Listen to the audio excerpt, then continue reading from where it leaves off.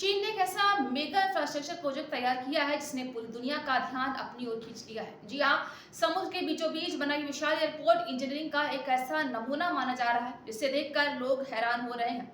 इस प्रोजेक्ट को दुनिया के सबसे आधुनिक और चुनौतीपूर्ण निर्माणों में से एक बताया जा रहा है, क्योंकि इसे खुले समुद्र में तैयार करना आसान नहीं कहा गया है। जी हाँ, भारी लहरों, गहरे पानी और लगातार बदलते मौसम के बीच इस एयरपोर्ट को बनाना किसी बड़े चमत्कार से कम नहीं है। इस एयरपोर्ट को बनाने के पीछे चीन का मकसद अपनी एयर ट्रैफिक क्षमता को बढ़ाना और अंतर्राष्ट्रीय कनेक्टिविटी को मजबूत करना बताया जा रहा है। आपको बता दें कि चीन ने समुद्र में एक एयरपोर्ट बनाया। जी हाँ, आज इसकी चर्चा पूरी दुनिया में हो रही है। चीन पहले से ही दुनिया के सबसे व्यस्त एविएशन नेटवर्क में से एक माना जाता है और लगातार बढ़ती यात्राओं की संख्या को देखते हुए उसे नए और बड़े एयरपोर्ट की जरूरत थी।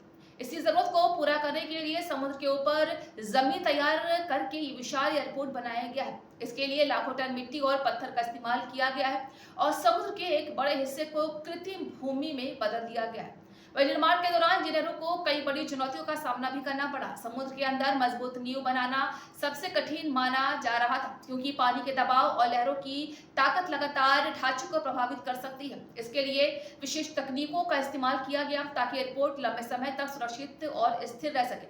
वहीं आधुनिक मशीनों, ड्रोन सर्वे और हाईटेक इंजीनियरिंग के जरिए इस पूरे प्रोजेक्ट को अंजाम दिया गया है।